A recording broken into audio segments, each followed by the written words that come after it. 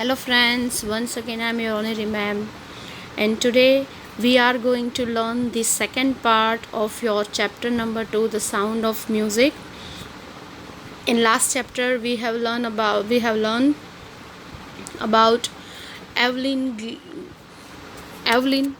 a deaf percussionist, Evelyn Glennie, a deaf percussionist, who how she become a great percussionist, and how she, though she is deaf, she decides to be a percussionist. And Evelyn Glennie proves herself as a success mantra, and how she convert her inability into the ability. Today we are going to learn about the another music legend, Ustad Bismillah Khan, who was a renowned Shehnai player in India, and his journey to become a Ustad Bismillah Khan of a renowned Shehnai player. I hope you like this chapter too, and you will get inspiration from them, and you will also achieve some legendary kind of a thing, some good success in your life, and you can also select them as your role model. Introduction. Here, this is the image of Shehnai, the musical instrument. Okay, the lesson is about Ustad Bismillah Khan. He was a renowned Shehnai player in India. He is a legend because he did something which has historically significance. He played the Shehnai on the day India got independence, 15th August 1947, at the Red Fort, before the Prime Minister of India, Pandit Jawaharlal Nehru, gave his speech. He played Shehnai at our great day of independence at Red Fort before the speech of Jawaharlal Nehru, and that is why he is a legend, because he did something which is historically significant. Before that, Bismillah Khan played the Shehnai in order to signify something auspicious. Something auspicious for the whole country was about to happen. India was about to get freedom, and so on that occasion, Bismillah Khan played the Shehnai, and so he is a legend. Something auspicious, something very important to be done.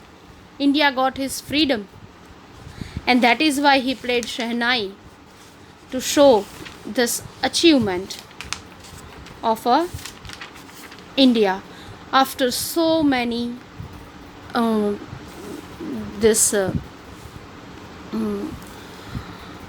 efforts. We have lost so many people in this, and with the lots of efforts of so many people of India, finally on 15th August 1947 we got our freedom, and that is why the day is auspicious, and he played a Shehnai. Okay, let's start the text one. He says that Emperor Aurangzeb banned the playing of a musical instrument called pungi in the royal residence, for it had a shrill, unpleasant sound. Banned, prohibited. Shrill, very sharp. Unpleasant, something that you don't like or dislike kind of thing. This is the image of pungi. It is a kind of a musical one, or you can say that bean in Hindi, for catching the snacks. Snack catcher is using this bean, pungi.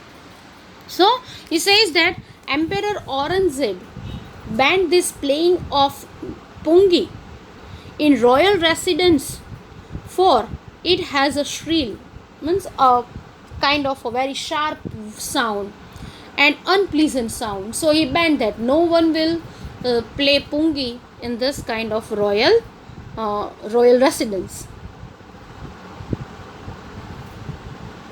So he says that pungi was a musical instrument. The precedents of the Shehnai, when the Mughals ruled India, before the Britishers came, there was a very famous Mughal ruler named Aurangzeb, and he did not allow the pungi be played in his royal residence because he felt that it had a shrill and unpleasant sound. Pungi became the generic name for added noisemakers. Okay, so he says that generic name means a name given to a class or a group as a whole. Generic name means the significant name or a broad classification of something. Reeded. Here reeded is the wind instruments which have reeds like the flute, the clarinet, etc. Okay, so it's a reeded means some kind, it's a wind where you have a space of getting wind, and with the use of this wind kind of wind instruments are that like a flute. Here in this Morpunk with this peacock image, you will find this flute means basuri, and this is the black one is the instrument, that's clarinet. Okay, so any musical instrument which is made with reeds, like we have flutes and clarinets, they all are classified as a pungi, because pungi is the basic one, and these are the classified versions of this kind of a reeds kind of a thing. They all are classified as a pungi. So pungi is a broad term for any type of instrument which uses wind to produce sound. Means pungi is like a thing, any kind of instrument which need wind to produce sound, at that you can call them as a broad term. You can use pungi as in a broad term. Few had thought that it would one day be revived. Revived means brought back to life. As Aurangzeb has banned all these reeded noisemakers, he had banned pungi in his royal residence. So now no one thought that one day such a noisemaker, such an instrument which made unpleasant sound would be played, and their sound would be liked by the audience. Now it is banned. The royal emperor Aurangzeb banned this pungi. So now no one think that someone bring this kind of noisemaker, bring back and turn them into noise lovers, and then it is also liked by the audiences.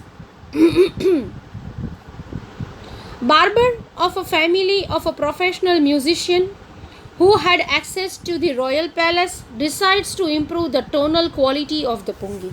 Now, tonal quality means sound quality.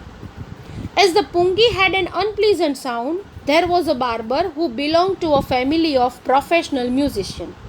He says that pungi had an unpleasant sound, and there was a barber who belonged to a family of professional musicians. Means he was by profession he was a barber, but belongs to a family of musicians, and he wanted to play the pungi. He also wanted to play the pungi, but he knew that the sound produced by pungi was unpleasant. But he knew that the sound was coming out of this pungi was unpleasant, and so he decided to improve the sound, and that is why he decided to improve the sound. He chose a pipe with a natural hollow stem that was longer and broader than the pungi, and made 7 holes on the body of the pipe. Now, hollow means empty from inside. Now this barber took a pipe which was a hollow stem. It was longer and broader than the pungi, and then he made 7 holes on the body of the pipe. What he did, he took a one pipe which has a hollow stem, means empty from inside. It was longer and broader than the pungi, and then he made 7 holes on the body of the pipe. Body of the pipe means if you have seen a flute, it is something like this. It is a pipe which is hollow from inside and has holes on it. Look, this is like a pungi and shehnai. Look at the difference. Okay, so he says that like this flute, when he played on it, closing and opening some of these holes, soft and melodious sounds were produced. What he says that then he blew air into the pipe and closed and opened different holes, and found that soft and melodious sounds were produced when he did like this. He started blew air into the pipe, and what he did closed and opened, some of the holes closed and some of the holes open, and then he find that there this pipe and this process of going to hole in this pipe through this 7 holes, and doing the act of closing and opening holes create a very beautiful, soft and melodious sound. He played instrument before royalty and everyone was impressed. Now, when the barber played this instrument in the royal court, everyone liked the sound produced by it. The instrument, so different from the pungi, had to be given a new name. The royal court thought that this instrument was different from this pungi, and so it should be have a different name also. It should be considered as a pungi because it has a different sound and look for from the pungi. So they decide to give a new name. As the story goes,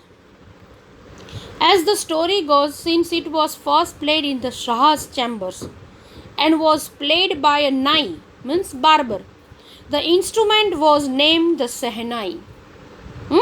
What is how they now? There is a story behind the name given to this instrument. That this instrument was played for the first time in the royal residence of the king, Shah. Royal residence king was called as Shah, and Shah was a name given to a king. So Mughal called the king as a Shah. Mughal are calling king as a Shah. As the nai means that is in the Indian term used for a barber. हम लोग नाई कहते हैं हिंदी में barber को. So it was also played by a barber. So first time they called it Shehnai. So the first part is Sheh, which stands for Shah, and the second part of Nai, that is stand for barber. So this instrument was named as Shehnai. So now we come to know that first it is played in Shah's chamber and played by the barber, means Nai. So it is called Shehnai. The sound of the Shehnai began to be considered auspicious. Auspicious means promising to bring good fortunate. आप कहें ना शुभ, शुभ माना जाता है, इसीलिए ये शहनाई शुभ अवसरों पर बजाई जाती है, like शादी. Okay, so the sound of the Shehnai began to be considered as auspicious. Now the sound which was produced by Shehnai was considered to be a good omen, and so it was played on a good occasions. And for this reason it is still played in temples and is an indispensable component of any North Indian wedding. Indispensable means without which a piece of work cannot be done, something which is necessary. Now you can hear Shehnai being played at many temples and at weddings also. So it becomes a important part of North Indian wedding where they use this Shehnai at their wedding part. In the past, the Shehnai was part of the Naubat or traditional ensemble of 9 instrument sound of royal court. Ensemble means ensemble, things here instruments considered as a group. Now the Shehnai was a part of the Naubat. Naubat is an Urdu word and it means traditional ensemble, that means a traditional group of 9 musical instruments, that is called Naubat, and Shehnai was the part of Naubat, okay, which is found in a These 9 musical instruments were played at the royal court, and Shehnai was also a part of Naubat. Till recently, it was used only in temples and weddings. The credit for bringing this instrument onto the classical stage goes to Ustad Bismillah Khan.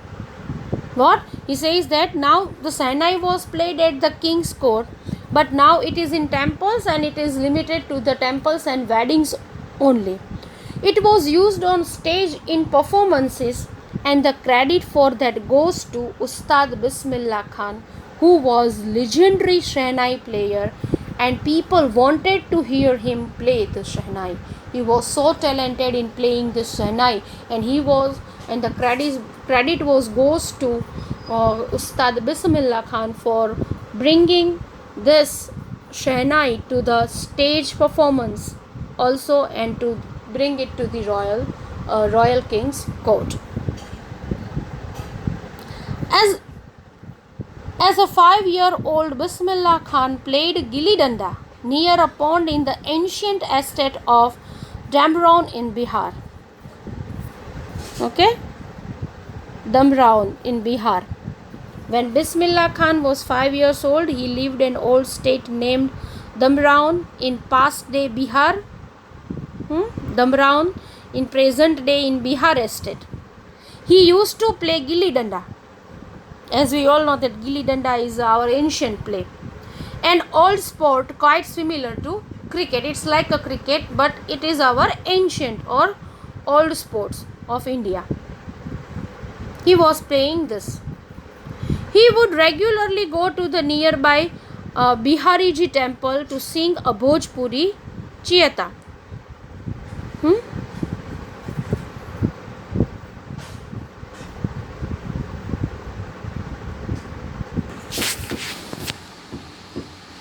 So, Bhojpuri Chaita, at the end of which he would earn a big laddu weighing 1.25 kg, a prize given by the local Maharaj. Now, he says that laddu or ladu are spear-shaped sweets originated in Indian subsequent or laddu. Also, he would go to the nearby Bihariji temple.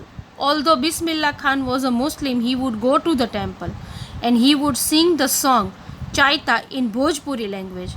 Bhojpuri language is spoken in an area of Bihar. Bhojpuri belongs to Bihar. When he would finish reciting the song, he would get a big laddu as a reward, and the weight of that laddu was 1.25 kg. This was a prize given to Bismillah Khan by local Maharaj for singing the Chaita. Okay, so he was, as we can say that he got a reward as 1.25 kg laddu for reciting this Chaita, and that is why he regularly, though he was a Muslim, he was regularly visit this Bihariji temple and singing this Chaita. This happened 18 years ago, and a little boy has travelled far to earn the highest civilian award in India, the Bharat Ratna. The writer says that this incident occurred when Bismillah was 5 years old, that he would get this laddu as a reward. And after 8 years, Bismillah Khan earned the highest civilian award in India, the Bharat Ratna. So this is the distance that he has travelled in his life. At 5 years of age, he would get a 1.25 kg laddu as a reward, and at 80 years, he achieved the highest civilian award in India, that is the Bharat Ratna. He got a Bharat Ratna award for his performance, for his incredible, legendary performance with the playing Shehnai, and he got a award of Bharat Ratna. Born on 21 March 1916, Bismillah belongs to a well-known family of musicians from Bihar. Now, Bismillah Khan was born on 21 March in 1960 in a family of musicians in Bihar. His grandfather, Rasul Baks Khan, was the Shehnai Nawaz, of the Bhojpur king's court. His father, Pagambar Bucks, and other paternal ancestors were also great Shehnai players. Paternal ancestor means an ancestor of the fathers. Now, the lineage of his father's side was full of great Shehnai players. We can say that Bismillah Khan ji acquired the skill of playing the Shehnai from his ancestor. It means it is in his blood, because his forefathers are doing the same business. His grandfather was a great Shehnai player too. He played Shehnai in the court of Bhojpur king. His father and all paternal ancestors were also great Shehnai players. So, this hunar or the skill of playing Shehnai is in his blood. The young boy took to music early in life. At the age of 3, when his mother took him to his maternal uncle's house in Banaras, now Varanasi, Bismillah was fascinated watching his uncles practice the Shehnai. Now, at a very early age, he was fascinated by watching his uncles practice Shehnai. At the age of 3, when Bismillah Khan ji was at just 3 years old, his mother took him to her parents' house, to his maternal uncles. Okay, mother's sides. They lived in Banaras. Banaras is today's Varanasi.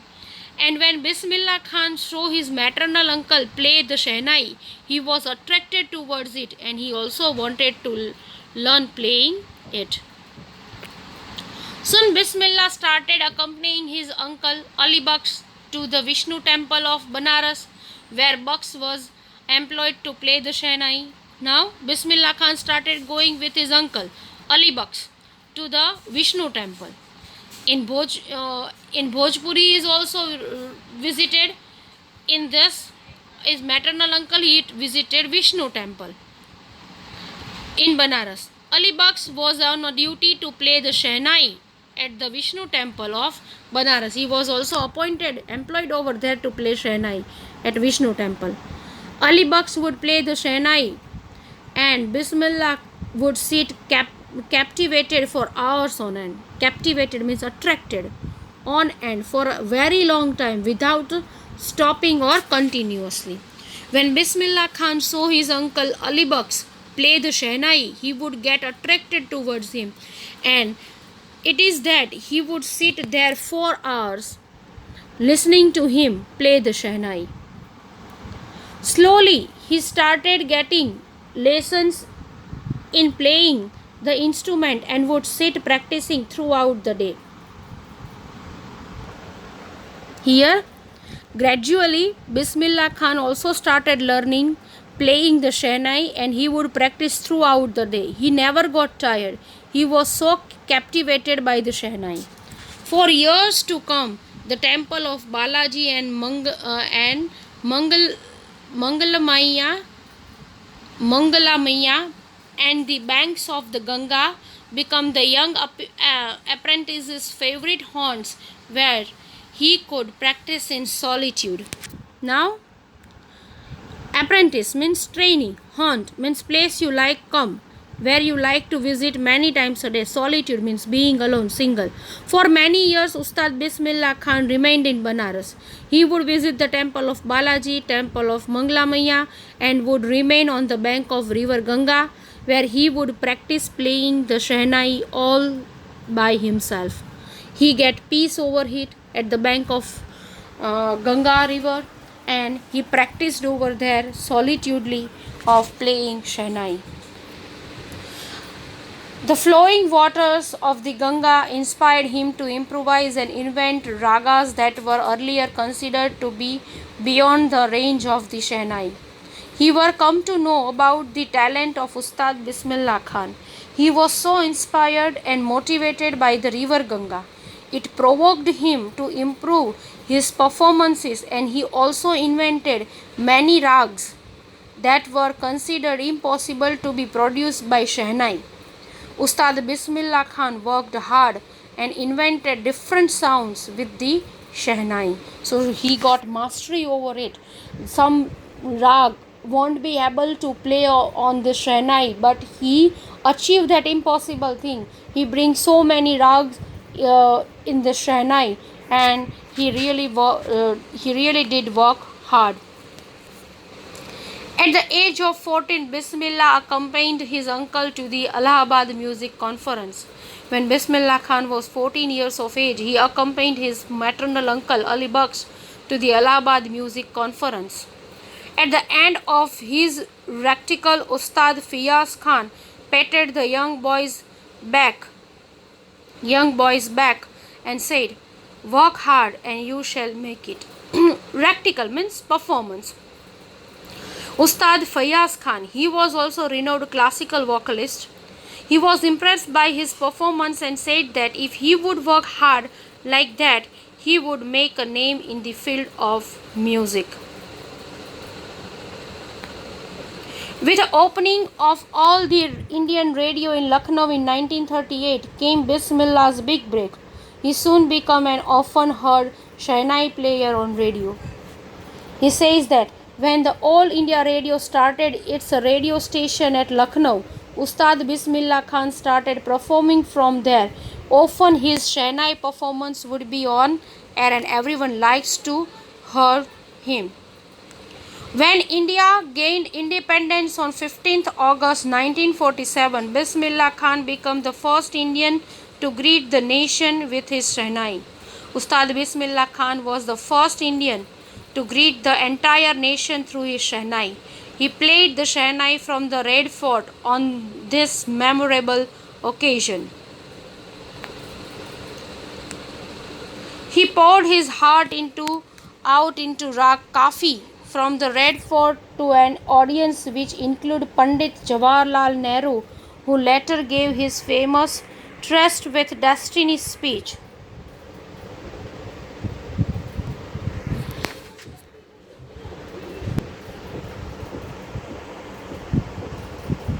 The rag that was played by Ustad Bismillah Khan on the occasion of independence of India was Rag Kafi. He played it from the Red Fort. After his performance, the first Prime Minister of India, Pandit Jawaharlal Nehru, gave his famous speech, Trust with Destiny. Bismillah Khan was given many memorable performances both in India and abroad. His first trip abroad was to Afghanistan, where King Zahir Shah was so taken in by the maestro that he gifted him priceless Persian carpets and other souvenirs. Souvenir means things given in a memory of a place, person, or event taken in by means attracted or charmed by. Says that Bismillah Khan gave many performances in India and abroad too. Some of them are memorable, like the one at Afghanistan. The king of Afghanistan, King Zahir Shah, really liked Bismillah Khan's performance and he gifted him many things which were made in Afghanistan, like Persian carpet, so that Ustad Bismillah Khan would remember his first visit abroad, that was to Afghanistan. The king of Afghanistan was not only one to be fascinated with Bismillah's music.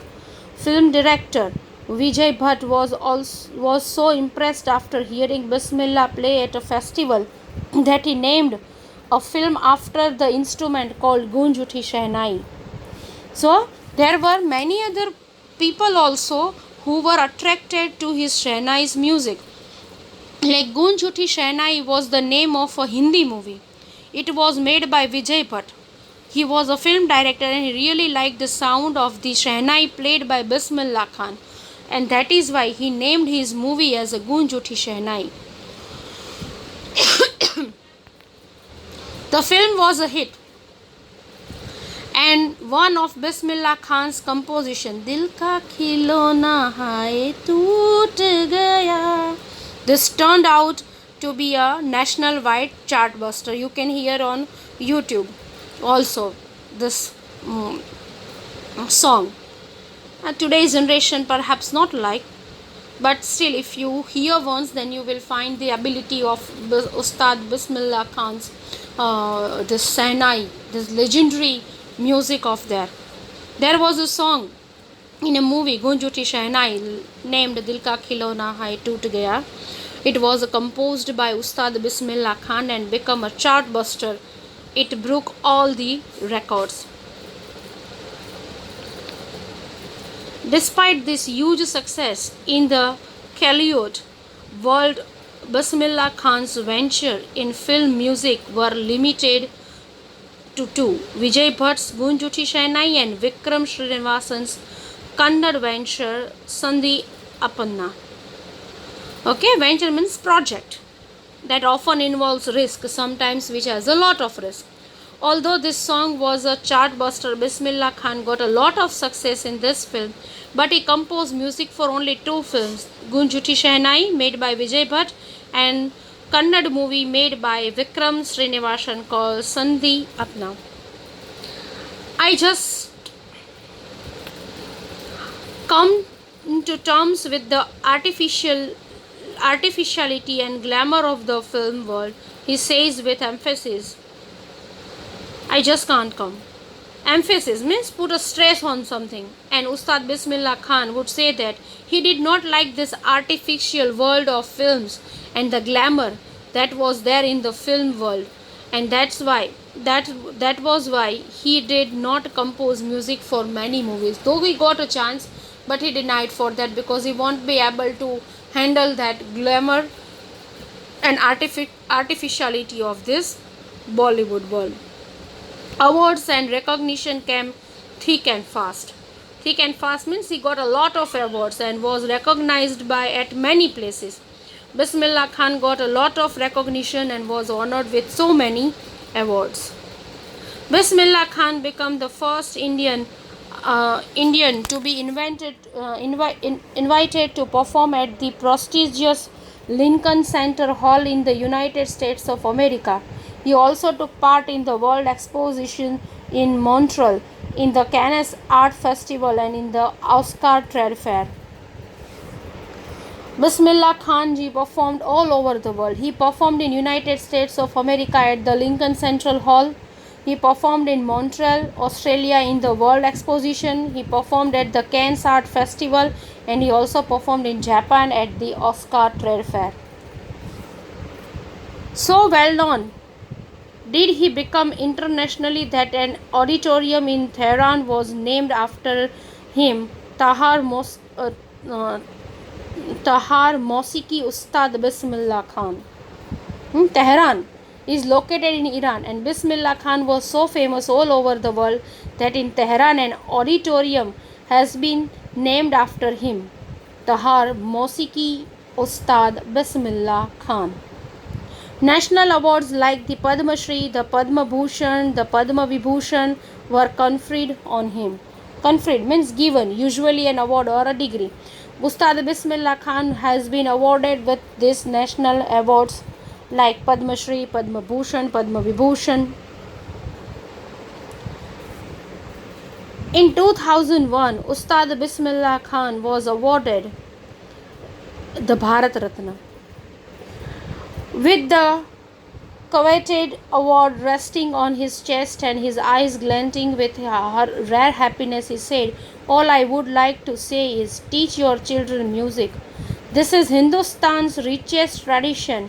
Even the West is now coming to learn our music." Coveted means much desired. Now, when Ustad Bismillah Khan received India's highest civilian award, Bharat Ratna, in the year 2011, his eyes were shining. He was very happy because his hard work had been recognized, and he gave an important message to the country. He told all the Indians to teach music to their children because music is the richest tradition of India, of ours. He said that even the Western countries wanted to learn India's music. In spite of having travelled all over the world, Khan Sahib, as he is fondly called, is exceedingly fond of Banaras and Damron, and they remain for him the most wonderful towns of the world. Although Ustad Bismillah Khan ji had travelled all over the world, he was given so much respect and recognition. He remained rooted that he Banaras when he was where he learned music, and Damron, where he was born and brought up, were the two most wonderful towns of the world for him. He was so down to earth that although he had travelled all over the world, still he was attached to his birthplace. A student of his once wanted him to head a Shehnai school in the USA, and the student promised to recreate the atmosphere of Banaras by replicating the temples there. But Khan Sahib asked him if he would be able to transport river Ganga as well. Replicating means making a copy of something. And he says that there was a student of Ustad Bismillah Khan, and he wanted that Ustad Bismillah Khan should set up a Shehnai school in USA, and he promised that he would recreate the temple of Banaras in America for Ustad ji, as he would miss it. Now Ustad Bismillah Khan was attached to river Ganga also, so he asked the student that would he transport river Ganga to America also. So he wanted to say that he could not leave India. He was attached not only to the temples of Banaras but also to the holy river Ganga. Later, he is remembered to have said, "That is why whenever I am in the foreign country, I keep yearning to see Hindustan. While in Mumbai, I think of only Banaras and the holy Ganga, and while in Banaras, I miss the unique matha of Damron." Yearning means longing of having desire of something. Ustad Bismillah Khan said that whenever he visited any foreign country, he longed to see India. He wanted to return to India, and then he says that when he was in India, in Mumbai, he yearned to visit Banaras and the Ganga river, and when he was in Banaras, he missed his birthplace, Damron, and the Matha, where he sang Chaita and was rewarded with the laddu of 1.25 kg weight by the Maharaj. Ustad Bismillah Khan's life is a perfect example of the rich cultural heritage of India. One of the effortlessly accepts that a devout Muslim like him can very naturally play the Shehnai every morning at the Kashi Vishwanath temple. Devout means believing strongly in a religion or obeying its laws and following its practice. Here the writer says that Ustad Bismillah Khan was a perfect example of a rich cultural heritage of India. His work was beyond the religion barriers. Although he was a strict Muslim, he followed the Muslim laws, but every morning he would play the Shehnai at the Kashi Vishwanath temple, which was Hindu temple. This shows that he did not have the barriers of religion in his mind. He was a true Indian. He considered music to be India's richest cultural heritage. Ustad Bismillah Khan passed away on 21st August 2006 at the age of 90 after a prolonged illness. He was given a state funeral, and the government of India declared one day of national mourning. Ustad Bismillah Khan had been ill for a long time, and he died on 21st August 2006 at the age of 90. The entire country mourned the death of the legendary musicians. There was a holiday for one day, and he was given a state funeral. Okay, so here I am concluding this lesson with telling that if you have a passionate thing, if you have passion about something, then please follow this and really be make one instrument, make one instrument part of your life, and you will find that it will really create magic in your life, and it will change your life too. It will give you a great peace, and it's kind, and it feels like a meditation. So please, if you have interest in music, please give a chance the music to be a part of your life, and it will really create a magic and change your world. Bye bye.